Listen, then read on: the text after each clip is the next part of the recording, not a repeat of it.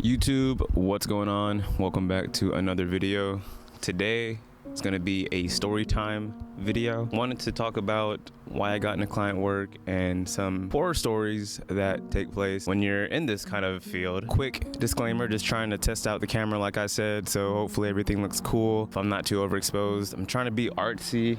I'm outside and I'm just trying to see if this is just something that I could get into. I mean, dude, just trying it out. And like, I'm not even like a nature person. Like I like to go hiking and stuff, like with my girlfriend, but this is different. And I'm really hoping I don't get ticks. I hope like a fucking rabid rattlesnake. If I hear something like rattling, then I'm fucked. Regardless, anyways, we're gonna get into this photographer horror stories.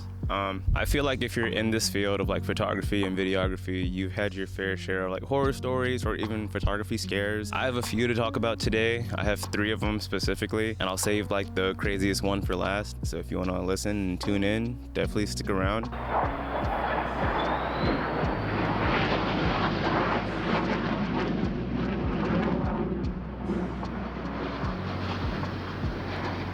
This is great. You know, I didn't really think about that. All these fucking jets. This is insane, dude. I'm peaking. I'm in the red. Not peak what you're thinking. What was I even talking about, bro? Oh my God. I apologize for the background noise. Anyways, I also want to start structuring my videos more often. Like not necessarily scripting, but more so bullet points, just so I can have a general idea of what to talk about. I'm not even talking to the microphone, so I hope y'all pick that up. I'm assuming if you've been in this field for a long time, you've had your fair share of photography, horror stories, or even like scares. And like I said, I'm gonna talk about this, so tune in. I do wanna go ahead and talk about why I got into client work. So like I've been doing YouTube videos for like a minute. Clearly I haven't been uploading in the past year, 2-3 years. Let's just keep it at that. I've just been busy with life, working like your regular 9-to-5 jobs. I mean, in this economy, it kind of is necessary. Anyways, like I said, I've been doing YouTube for a minute as far as like just video creation and then doing stuff for myself. Let's wait till this plane passes by. Holy shit. That shit is piercing. I hope it doesn't like blow the fucking XLR port in the camera. Anyways, great time to do this. Awesome idea, Sydney. Let's just go ahead and talk about what I used to do. I was talking about YouTube. I was always doing this for myself, for like just uploading, creating memories and stuff, and also like taking cool pictures. I would just find every YouTube tutorial, and like that's what taught me was YouTube. I would get every YouTube tutorial on how to like edit pictures and do it a different way on Lightroom, and I'd add my own twist to it to make it different and not like everyone else's. And I've always just done that for like maybe a couple years of when I started off. I remember during the summertime I was doing like a video a day when I was like in high school. I was unemployed and had no means of making money, and I was just trying to, you know, just do what I can. As far as like making YouTube videos for myself, I had my friends in there. We did like soccer videos and everything, but that's besides the point. I started doing that way more often, and then I kind of took a break, and then I got into client work, and that kind of happened as far as like me or my friends and people around me just noticing I had a camera. They're like, oh, it's not a phone, so let's just go ahead and use him. Not necessarily use him, but like use him for pictures and video. And then I became that guy around my school and just people amongst my like family and just friends. They're like, hey, could you come take my pictures? And then there I was getting paid. I wasn't charging a lot. I was not professional at any means.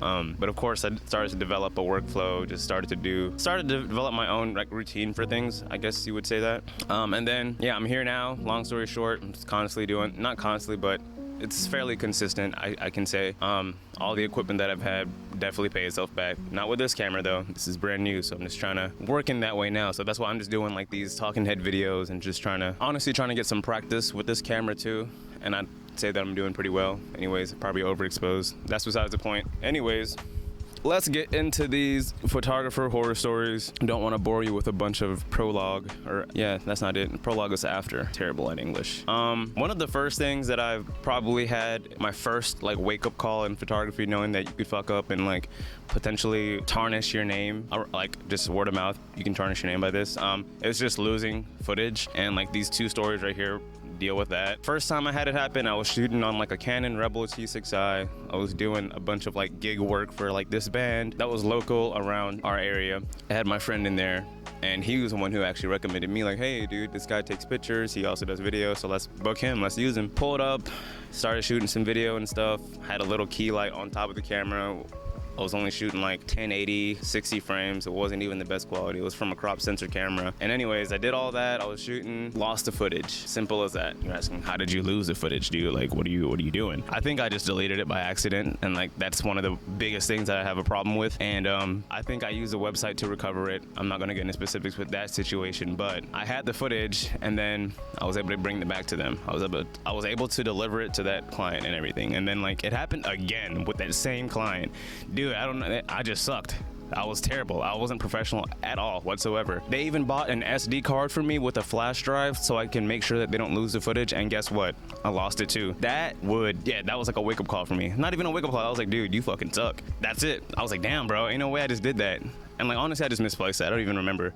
Needless to say, I haven't worked with that client in a while, and I understand why. I understand why. But that's that story. This next thing happened fairly recently. I want to say 2 years ago, and it was a wedding. You don't want to mess that up. I was doing video. Dude, this story right here, I still get like, my heart still like jumps a bit when I talk about it.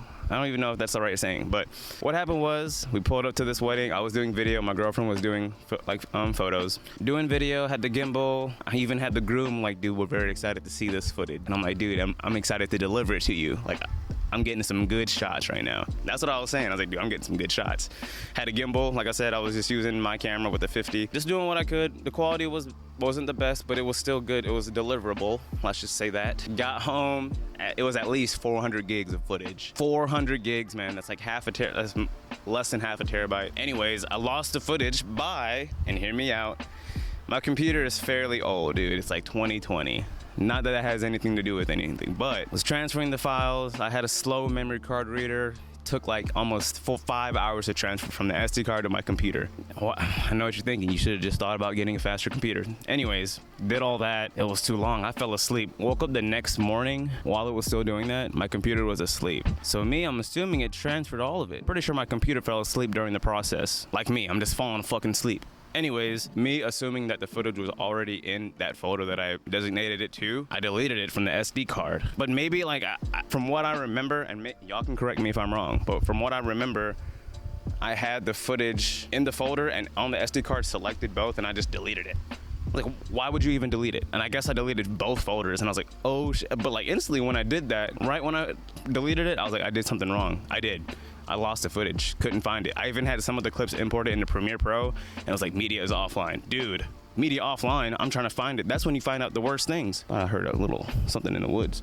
That's when you find out the worst things, dude. And I was like, okay, I definitely fucked up. First thing I did, I went to Lauren. And the first thing I said was like, dude, I lost the footage.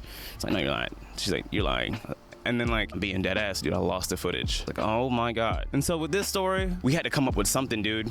Honestly, we had to come up with something, like an idea, like an excuse. And this is terrible. This is what you shouldn't do as a photographer. I called the client. I was like, hey, actually we sent a long text to the bride. We were like, hey dude, listen, a fucking badass thunderstorm took out all our power as I was transferring the footage and it got corrupt. That's literally what I said. Actually, Lauren typed it out, but she helped me. I was freaking out, dude. And then I didn't get a text back. Rather, I got a call from the groom and he was like very upset. Let's just be honest. He wasn't the happiest of grooms, and he was questioning like, how'd you lose it? And I was like, you know, it was a bad thunderstorm, power surge, this happened, blah blah blah. I lost all the footage. Mind you, they did get ass of pictures back. Like, they got some good pictures back, so like that's the one positive. But they paid for video, they didn't get a video back. Back to the story. He was mad on the phone. I was trying to find a way to just ease his mind. Like, you know, I was like, hey dude, I can try to recover it. And I tried to recover it. Paid like 90 to 120 bucks. If I don't really remember how much I paid, but I got the footage back and it was just all choppy. It like used AI to try and like save the footage, and like it was just cutting. It wasn't usable footage. Each of the clips were like 5 seconds long, and they weren't that long when I was shooting them. So yeah, he was on the phone with me and he was saying like, hey, you know, this is weird, what's going on? And I offered a refund, dude. I was like, hey dude, we can pay you the money back. He was like, I'm gonna have to sleep on this, man. Like, I just don't know what to do. I was like, okay, take your time, man. And like, I was just offering everything, dude. Like, I just tried to make sure like he was satisfied. Clearly he wasn't, because he lost all that's his fucking wedding day. But also from my standpoint, like, dude, like, I understand, but like, I'm just trying to give you a resolution. Like, I'm offering you the refund. Maybe he wanted more. Maybe he actually wanted the video because that's what he wanted. And I'm waiting for the call back the next day. To this day, he has never contacted me. So he did get the pictures back, and I believe they posted it and everything.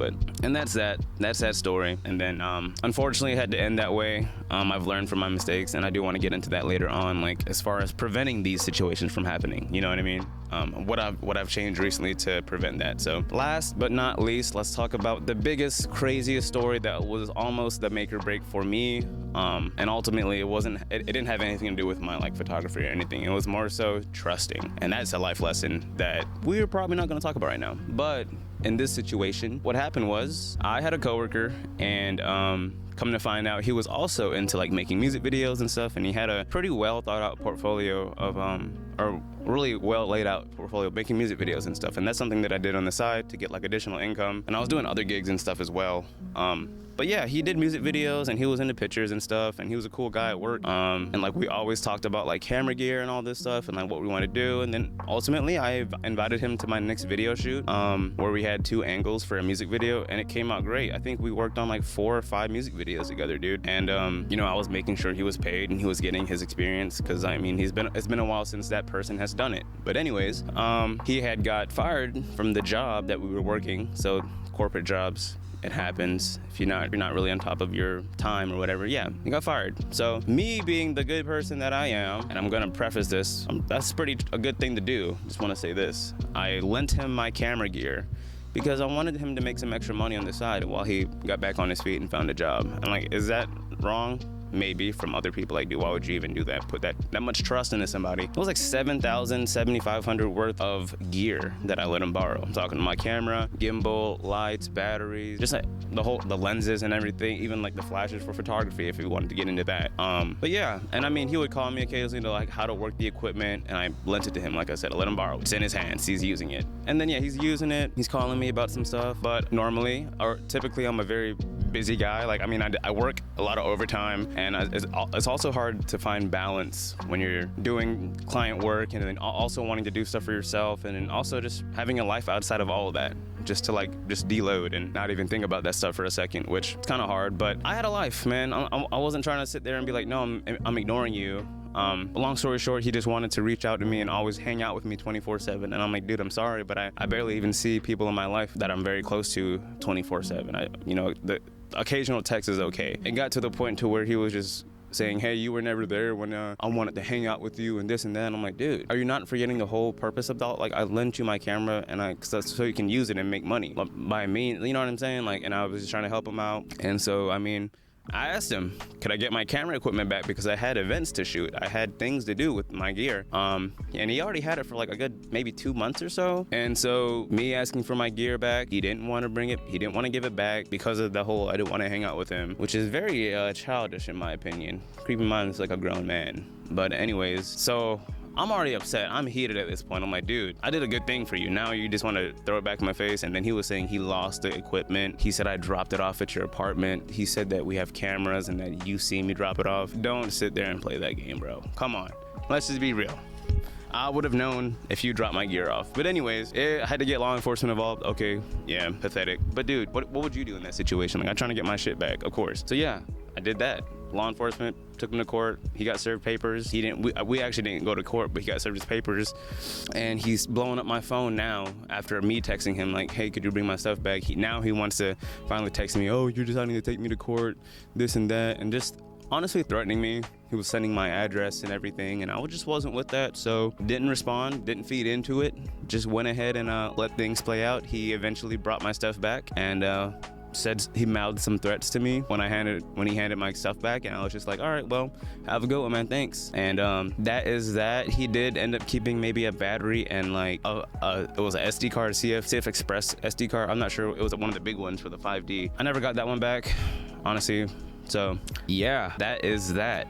I think the end of that story is don't trust, and I was just being very trusting, and like this is the last thing I'm gonna be trusting with. So yeah, ultimately all these horror stories could be prevented by my own hands, and that's just literally trusting, But then like even the 2 stories before, I mean, literally just having backups. That's why I'm glad this camera has like dual SD card recording. And my 5D did as well, but I was just very, what's the word for it? I was just very careless as far as like keeping on my, like holding onto my files and storing them properly. And there's also having backups and keeping them until I'm finished with the final delivery. So yeah, backups, trusting everything in photography. Save your gear. Don't lend it to someone because you never know what could happen. Because think about it, if you don't have insurance on your gear, you're fucked. You gotta spend another like 10 bands on like gear, dude. Like you're gonna lose your lens. Anyways, that's not the point. Like I said, let me see, I look way too over. Had to fix that for a second. So sorry if the last couple of shots were a bit overexposed. I'm gonna try and fix it in DaVinci. But yeah, while I should be working on client videos now, I decided to just make this video and talk about some things because I don't really have time to test out my camera for myself, and this is me trying to test it out. So hopefully the audio comes out good. I'm sorry for the planes and everything, y'all. Just wanted to share some experience. I'm so glad y'all can hear me over the fucking jets flying over. This is insane. But yes, I just wanted to share these experiences that I've dealt with in the past and what I've learned from them. Hope you guys found some enjoyment or entertainment. But yeah, thank you guys for watching this video. Remember to like, subscribe, and leave a comment on your horror stories, and I might reply and just probably sympathize for you and relate. But yeah, that's that. If you want me to go into more specifics on certain stories, which I think I pretty much touched base on everything that I wanted to talk about for the most part. But I mean, if you want me to get into more specifics about certain things, then feel free to comment below. Let me know what you think, and I will see you guys soon. Thanks for watching.